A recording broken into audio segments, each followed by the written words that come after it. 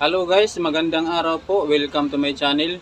Ang video po natin ngayon ay kung paano mag-branch circuit sa single circuit breaker.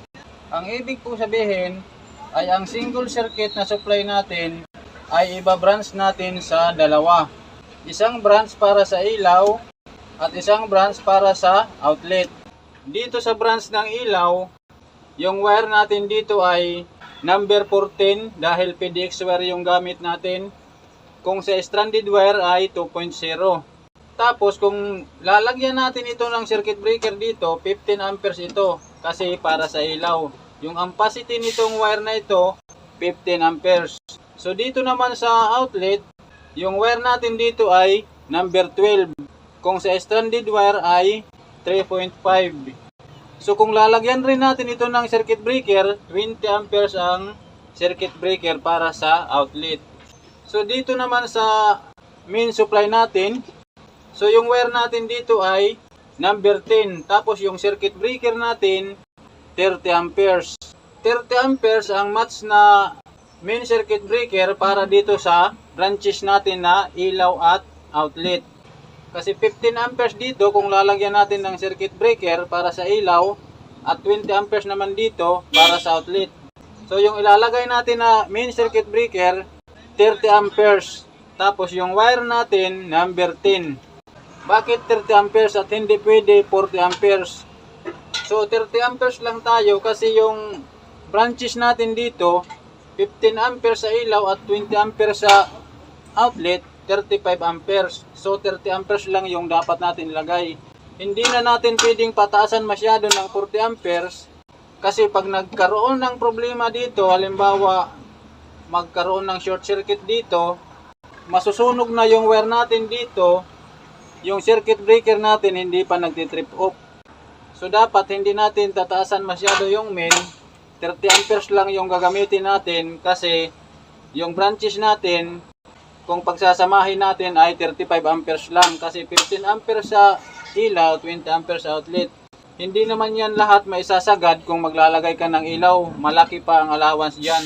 So ang dapat natin ilagay dito ay 30 amperes lang. So pagdating naman dito sa pagbabranch ng wire, meron tayong dalawang paraan kung paano mag-branch sa ilaw at outlet dito sa single circuit. Ang isa ay ganito. Isang wire lang yung gagamitin natin galing circuit breaker papunta dito sa junction box. Tapos dito na tayo mag-branch, gagawin nating dalawang branch. Ganito yung pagkaka-wiring niya. Ito yung main supply natin, number 10 na wire. Ito naman yung branch natin sa ilaw, number 14, sa outlet, number 12. Ang isa pang paraan sa pagbabranch dito ay hindi na natin ito gagamitin na junction box. Itong wire sa branch ng ilaw, ididiretso na yan natin dito sa circuit breaker. Tapos, ito rin na wire sa outlet, ididiretso rin natin yan dito sa circuit breaker. So, bali dito tayo mag-tapping dyan. Pagsasamahin na lang natin yung wire sa branch ng ilaw at wire sa branch ng outlet. So, dito na lang yan pagsasamahin. So yun yung isang paraan kung paano mag-branch circuit sa single circuit breaker. Yun yung isa. Ang isa naman ay ganitong pagkaka-wiring. Mas maganda yung ganitong pagkaka-wiring kasi malinis tingnan. Tapos dito sa circuit breaker, isang wire lang yung makikita natin. So ang susunod natin gagawin ay iwa-wiring naman natin ito para malaman natin kung paano mag-wiring. So ang una nating iwa-wiring ay dito muna tayo sa ilaw. So dito sa branch ng ilaw, ito yung supply natin. Dito yan manggagaling sa circuit breaker natin. Dito natin yan itatap mamaya. So yung supply natin dito, line to neutral. Itong puti, ito yung neutral natin. Itong itim, ito yung live. So ang una natin itatap dito ay ito munang neutral. Dito natin yan ikukunik sa neutral rin ng receptacle. Ayan, pagsasamahin natin yan dito. Tapos isasama natin itong isa, ito yung magiging supply dito sa kabilang box. Neutral rin ito. Kulay puti yung wire. Pagsasamahin natin yan dito, tatlo.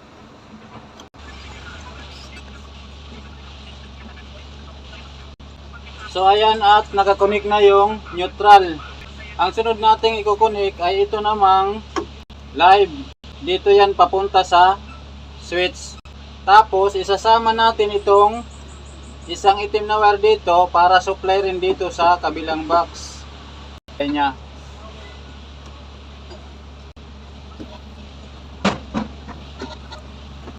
So nakakonik na yung galing supply na live papunta sa switch. Itong return naman yung ikukonik natin.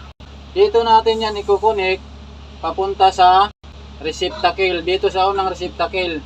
Dito sa itim na wire, ito yung hot wire nya. Dito yan.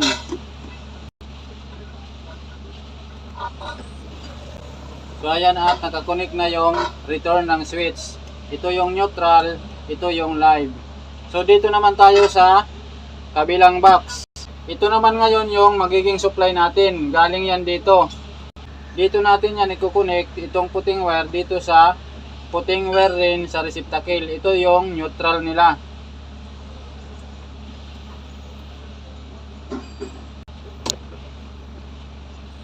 So ayan, at nakakonek na. Itong live naman na supply, dito natin yan ikukonek sa switch.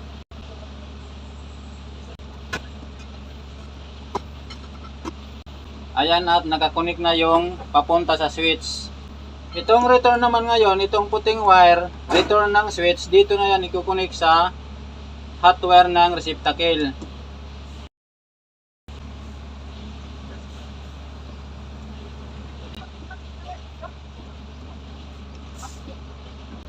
So ayan, at nakakonek na yung return ng switch.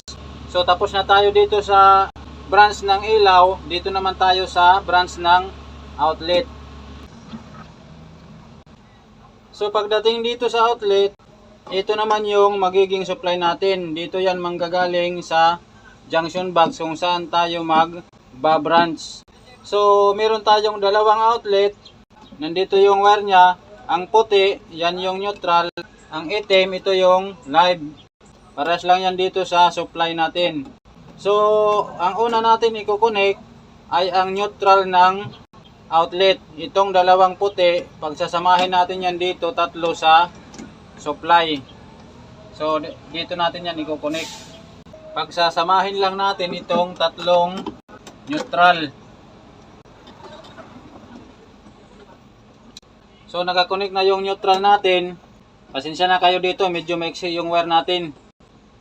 Wala kasi tayong ibang available na wire, kaya medyo maiksi yung wire natin.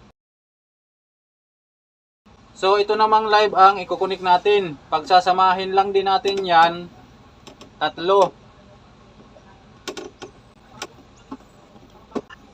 So ayan, at nakakunik na yung outlet natin. Dalawang tapping lang yan. Ito yung neutral, ito yung live. So dito naman tayo ngayon sa junction box kung saan dito tayo magbabranch. Ito yung wire para sa ilaw. Ito naman yung wire para sa outlet. Tapos ito yung wire natin galing dito sa main supply. So itatap lang natin dito yan. Una natin itatap ang neutral. Neutral dito sa supply. Tapos neutral sa ilaw. Tapos neutral rin dito sa outlet. Pagsasamahin natin yung tatlo.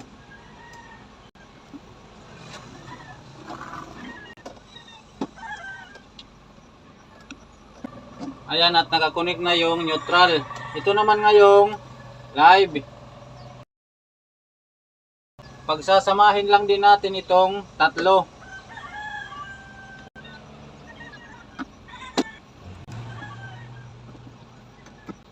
So ayan, at nakakunik na yung live. So tapos na tayo sa pagwa-wiring. I-demo ko muna ito lahat, yung wiring nya, para maintindihan. Tapos lalagyan natin ng tape. Papasok natin sa box, tapos iti-test na natin kung functional yung gawa natin.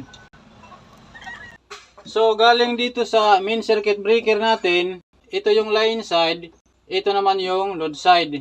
Galing dito sa circuit breaker natin, yung neutral wire, ito, nag-branch tayo dito. Naghiwalay dito yung wire natin, yung isa para sa ilaw, yung isa naman para sa outlet.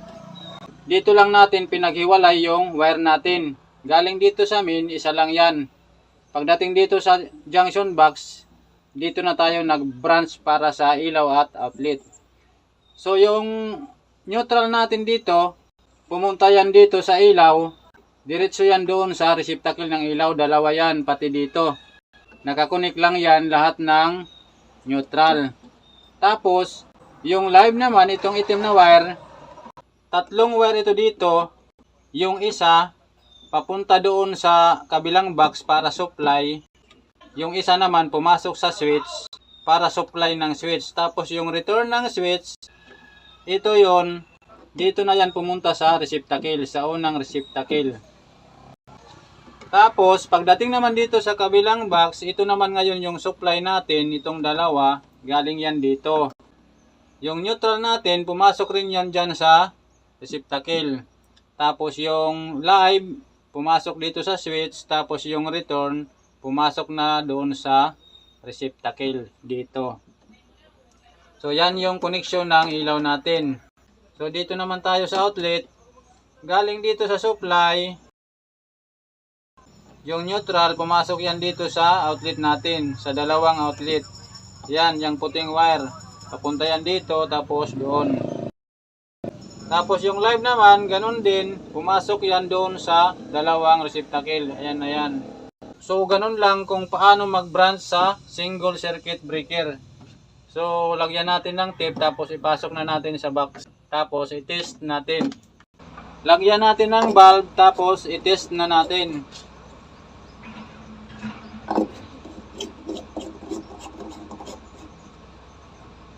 I-test muna natin kung walang shorted yung ginawa natin. Multi-tester yung gagamitin natin. Resistance test. Times 10 yung setting natin. I-test muna natin yung tester kung functional. Ayan, functional naman. Dito lang natin yan ilalagay sa magkabilang dulo ng wire. Tapos, i-on natin yung switch. Ayan. Wala namang resistance, ibig sabihin walang shorted yung gawa natin. So i-test na natin. I-on natin ang circuit breaker. Tapos i-on natin ang switch.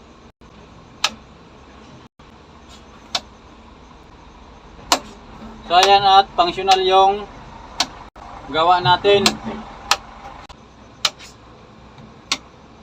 So itong outlet naman ang iti-test natin. So ayan, at functional din yung outlet.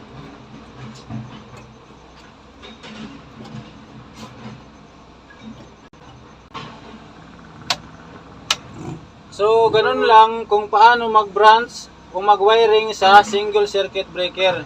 So hanggang dito na lang tong video na to. Sana po ay may natutunan kayo dito.